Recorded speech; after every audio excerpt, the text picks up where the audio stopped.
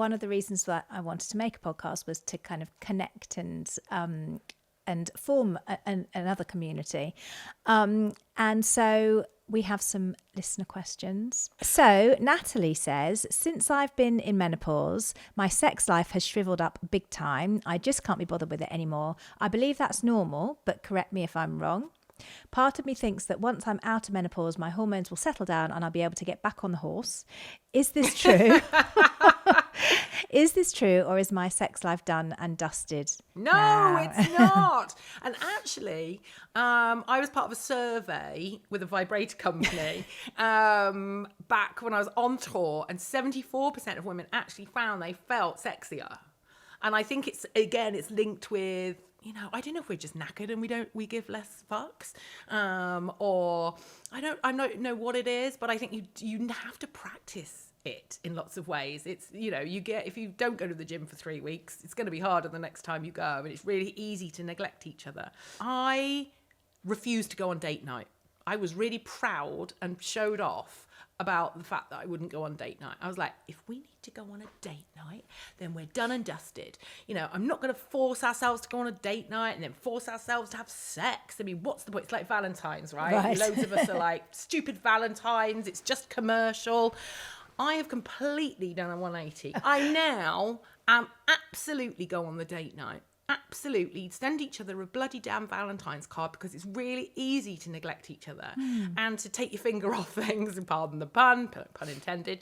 It's really easy to let these things slip and neglect each other in busy life, busy kids, don't feel like it, like feel dry and unsexy, and, you know, but if you take that time, like if we'd gone out on date night, my husband and I, would that have given us space to go, you know, you haven't shagged me for 6 months, we should make more effort. And you know, when you have sex and you haven't done it for ages, you're like, we're really good at this, we should do it more.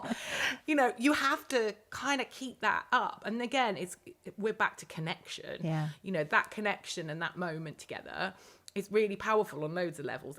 It's ace to get laid. I mean, if you're good at it, or he's good at it, or she's good at it. We're not ruling anything out at this point. But I think you've got to make the effort, and it feels false somehow, but I think actually if we had made space for each other, we would have had this time to have these conversations and maybe make more effort. And if it takes Valentine's Day to bloody remind us that we need to make an effort with the people that we love, then maybe that's a good thing. So I'm all for Galentine's, but I'm also, it's a good reminder to remind the loved one that you do love them, you know. Yeah, I think that's really good advice, because it's just that your sex drive isn't just about whether you. Oh, it's up here. It's so multifactorial. It's where, you know, what relationship are you in? Are you in a new relationship? Are you in a relationship with somebody you've been in for 25 years? Have you got a house full of teenagers? Have you got an elderly parent living in the bedroom next door? So hormones play a part. And I think masturbating makes you feel sexy. Like, it made me feel sexy again, and that wasn't linked to being made to feel sexy by somebody else. It was making myself feel sexy, and then in turn that makes me want to have sex with other people because I feel sexy. And it's almost like, you know, it's a muscle, right? You know, and yes, it's dry and it hurts, it can hurt, but there are things that we can do about that. There's things we can do about that. There's many things you can do about that. But starting with yourself and feeling worthy of it and feeling sexy has got to start with you. Because no one, you know, I had to acknowledge in the middle of doing a talk once, I was saying, you know, my husband hadn't shagged me, which is terrible. I really always try to be respectful of my husband, because actually what I realised while doing this talk was I went to bed in a tracksuit for 10 years. So it was very easy for me to blame him for neglecting me. But actually, in the middle of a talk, I went, I went to bed in a tracksuit for 10 years. That probably wasn't a come hither message. And the whole room laughed. And I was like, that's true. I did. Yeah. I scuttled around, getting dressed in the dark, went to bed in a whole tracksuit. Why did you wear a tracksuit to bed? I don't know. Because I don't think I felt sexy.